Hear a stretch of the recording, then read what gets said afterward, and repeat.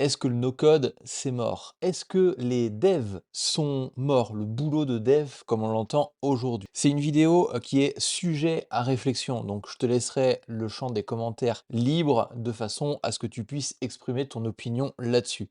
Moi, je vais te donner mon opinion sur ces deux sujets dans cette vidéo et notamment avec un exemple très concret que j'ai pu tester ou tout du moins retester aujourd'hui. Première idée, ouais, on va essayer de décomposer ça en deux parties. Première idée, le no-code, c'est mort. Alors tu le sais probablement, mais moi sur cette chaîne YouTube, le no-code, c'est quelque chose que j'apprécie aussi. C'est pas parce que je suis développeur que le no-code, c'est un truc qui va me faire fuir. Au contraire, pour tester une idée, pour développer une idée, je trouve que c'est un super truc en fait. Parce que t'as pas besoin de coder quoi que ce soit, tu utilises une petite BDD toute simple, tu codes ton interface graphique et puis tu proposes ton idée aux gens. Il n'y a rien de plus simple avec le no-code. Bon après, j'entends les développeurs, ouais mais derrière, c'est pas du code propre ou quoi que ce soit. On s'en fout, on veut tester l'idée. C'est tout ce qu'on veut faire. C'est ça l'objectif du no-code. C'est pas de créer une grosse application de furieux et de se dire que on va faire tenir tout un business dessus. Quoi qu'après ça dépend, hein. Il y a certaines idées que tu peux faire tenir dans du no-code et te permettre d'avoir un gros business. Mais on va pas rentrer dans le détail. Bref, l'objectif du no-code, c'est effectivement de tester une idée rapidement, facilement, sans se prendre la tête avec le code pour créer son business. Ça, c'est la première chose. Maintenant, il y a le métier de dev. Et très honnêtement, le métier de dev tel qu'il est aujourd'hui, s'il n'est pas déjà transformé, je sais pas ce que c'est. Des outils comme juste Copilot, après, d'autres iront parler de Cursor. Moi, j'attends, je laisse tester Cursor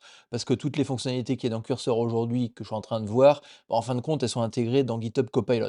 Donc, testez les gars, moi je reste sur GitHub Copilot. Mais voilà, tu as un assistant d'intelligence artificielle qui te permet de pouvoir coder une application ultra rapidement et d'avoir toute l'aide nécessaire en fait. Tu peux lui donner de la documentation à manger, il a une base de connaissances gigantesque et tu peux utiliser différents modèles en fonction du cas précis que tu veux. Tiens d'ailleurs, petite astuce, dans la version de Copilot, tu peux utiliser du Claude Sonnet, mais tu peux aussi utiliser du GPT-4o. Et ça, c'est utile. Tu peux lui demander, par exemple, de lui envoyer une image qui est une capture d'écran et de coder l'interface graphique qu'il est en train de voir. Ouais, je te dis ça parce que je l'ai fait il y a pas longtemps pour ce petit bouton-là. Voilà. Ah non, tu le vois pas. Il y a ma tronche. Voilà, tu le vois, il n'y a plus ma tronche. Ce petit bouton-là, en fin de compte, c'est simplement une capture d'écran d'un bouton que j'ai vu sur Tailwind CSS.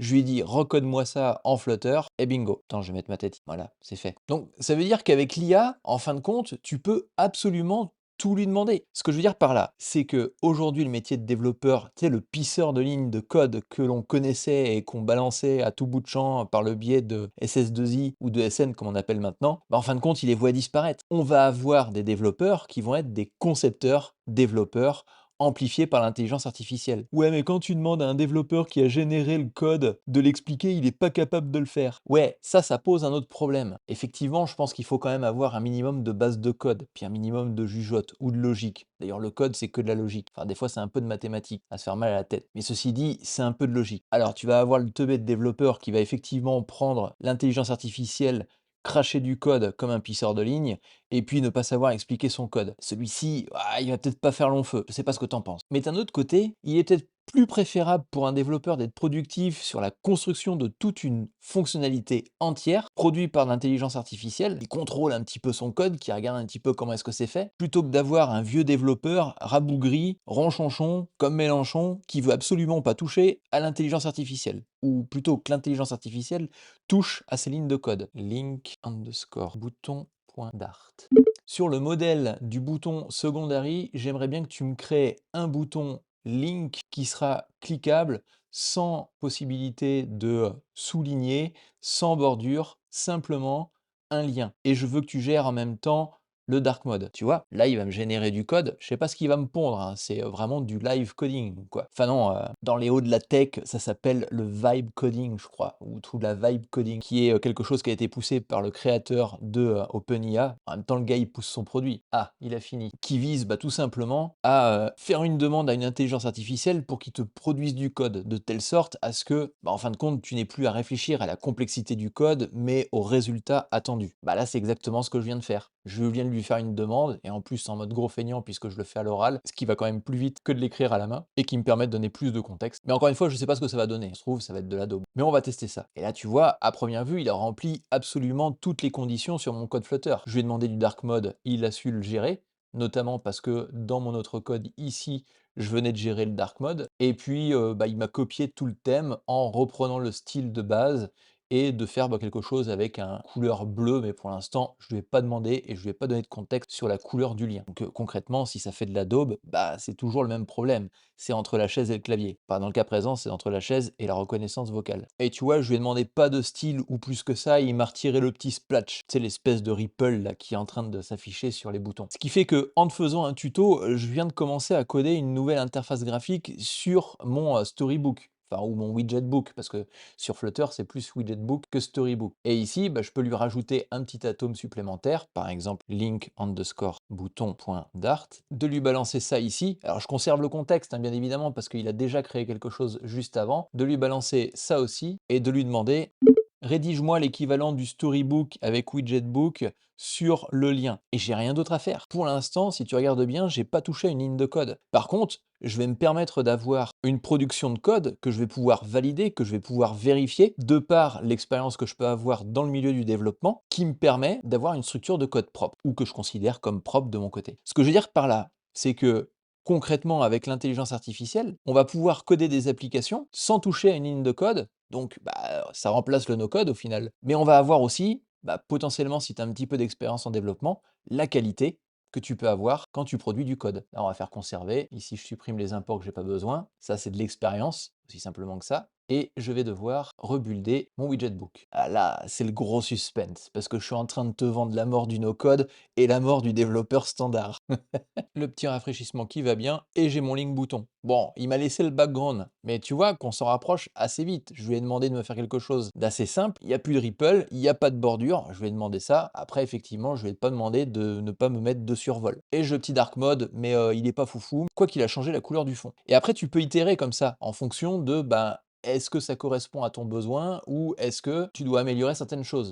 Je ne voudrais pas avoir de couleur de fond au survol, par contre on peut légèrement changer la couleur du bouton, ou tout du moins le texte dans le bouton. Et voilà, je retourne sur une nouvelle itération sans toucher à une ligne de code. Tu regarderas, hein, mes mains elles sont juste ici. Ce que je veux dire par là, c'est que une nouvelle fois, le no-code va te produire une application, donc effectivement tu ne connais pas la qualité du code derrière, tu ne sais pas comment est-ce que c'est géré, et tu es dépendant d'une société qui va te proposer toute sa stack technique pour pouvoir faire en sorte que tu restes chez elle. Et le jour où effectivement tu veux sortir pour produire une vraie application, eh bien, il y a quelques années, ça t'aurait coûté extrêmement cher parce que tu aurais dû payer des développeurs qui vont avoir pour objectif de reproduire exactement ce que tu avais fait en no code. Et là aujourd'hui, en fin de compte, tu peux passer directement de ton idée d'application à du code que tu produis directement ou que tu fais déléguer à un développeur si tu veux avoir quelque chose de propre. Là, concrètement, on a ça, on fait ça rafraîchit automatiquement. Et qu'est-ce qu'on a? On a quelque chose qui fonctionne toujours pas. Il va falloir investiguer peut-être un petit peu plus. Bon, le souci n'est pas de résoudre cette problématique-là, mais le souci, c'est potentiellement d'essayer de produire du code. Et quand tu as une compétence dans un domaine en particulier, on pourrait très bien dire, écoute, tu reprends le link bouton, alors éventuellement on peut faire un petit j'ai fait ce que tu m'as demandé, et lui dire, moi j'ai déjà une architecture que j'ai construite de mon côté et sur laquelle je veux me baser. Tu m'as mis tout un petit pataquès ici, là, avec du code basé sur un texte bouton, et concrètement, j'ai déjà un app thème à cet endroit-ci, ou sur lequel j'ai déjà configuré tout un schéma graphique qui avait tendance à me plaire. Donc pour le coup, tu peux encore une fois lui donner plus de contexte et lui dire la chose suivante. Dans le link bouton, tu utilises un texte bouton. Est-ce qu'il n'est pas possible de prendre une partie de ce que tu as mis en termes de style dans ce widget directement dans AppTheme? Et là, automatiquement, il va faire le taf de restructuration. Donc tu peux même lui demander de structurer ton projet, ton code, pour que celui-ci corresponde à ton besoin et ton analyse en tant que développeur. Et puis bien évidemment, de temps en temps, tu vas mettre des petits coups de clé à droite et à gauche, parce que Copilot, de temps en temps, il fait un petit peu de la daube. Mais là où ça va aller plus loin, et je pense que ça va aller beaucoup plus vite dans les années futures, c'est que tu vas avoir des modèles qui vont être ultra entraînés sur des technologies. Tiens, tu vois ce que je viens de te dire? Il m'a tout restructuré ce qu'il avait fait dans le link bouton et il est en train de me retravailler ce fichier-là derrière. Tu vois, il bosse pendant que je te fais un tuto ou que je t'explique mon opinion sur le développement. Donc comme je disais, dans quelques années, ça risque de s'améliorer parce que tu vas avoir des bases de connaissances qui vont être tellement gigantesques et tellement spécifiques, notamment avec la construction, par exemple, d'agents. d'agents spécialisés dans un domaine. Dans le cadre de ce projet-là, je pourrais très bien avoir un agent spécialisé dans le design system qui va connaître les bonnes pratiques du design system et qui va en même temps connaître les différentes documentations qui existent sur le web. Et il sera ultra spécifique dans ce domaine-là. Tu peux même déjà le faire avec GitHub Copilot en configurant ton fichier de settings et en lui ajoutant des informations, des instructions supplémentaires, notamment des fichiers spécifiques, des markdown que tu crées, des prompts.markdown, et dans lequel bah, tu vas mettre, voilà, je veux être sur telle version de telle technologie, je veux utiliser tel type de technologie, etc. Donc tu peux pousser l'idée vachement loin. Allez, on accepte, et puis pareil ici, on accepte. Je ne sais pas ce que ça donne. Ah, on arrive à quelque chose de plutôt pas mal. Tu vois, il a pris en compte le contexte qu'il y avait juste avant, et là pour le coup, on a un petit lien qui semble être bien et sans background. Si je vais en dark theme, eh bien je me retrouve avec un lien qui a une couleur différente. Une nouvelle fois, je ne lui ai pas donné de thème ou de couleur spécifique, compte tenu du fait que je me suis simplement axé sur la fonctionnalité en elle-même. Maintenant, bah voilà, j'ai toute une fondation avec des couleurs, des tailles, du spacing, eh bien je peux lui rajouter de l'information dans le contexte pour construire mon application. Et là, ce que je viens de t'expliquer, c'est ultra technique. Dis-toi que tu peux développer une application de façon beaucoup plus basique que ce que je viens de faire. Moi, je recherche une qualité de travail pilotée par l'intelligence artificielle dans cet exemple-là, mais pas tout le monde va aller chercher cette granularité. Beaucoup de personnes vont dire, je veux que tu me codes une interface du type, je veux un formulaire de login, un formulaire d'enregistrement, je veux que tu m'enregistres, et puis il va piloter en fin de compte son code de cette façon-là. Moi, je pars de la base, c'est-à-dire que je pars d'un design system que je veux avoir, donc forcément, je passe plus de temps sur cette partie-là. Mais plus tard, eh bien, au fur et à mesure, je vais améliorer mon système. Mais j'ai plus besoin de no code pour coder rapidement quelque chose qui m'aurait pris peut-être beaucoup plus de temps si j'avais dû faire tout ça moi-même. J'aurais dû réfléchir à qu'est-ce que je dois remonter à ce niveau-ci, quelles sont les couleurs que je dois utiliser, comment, et notamment retourner dans la documentation pour pouvoir me poser la question de comment est-ce qu'on retire ce VLAB background qu'il y a quand tu passes au hover. Autant de questions que tu n'as plus à te poser aujourd'hui. Ouais, mais si tu te poses plus de questions, tu poses ton cerveau et du coup, tu réfléchis pas. Mais tu réfléchis plus de la même façon.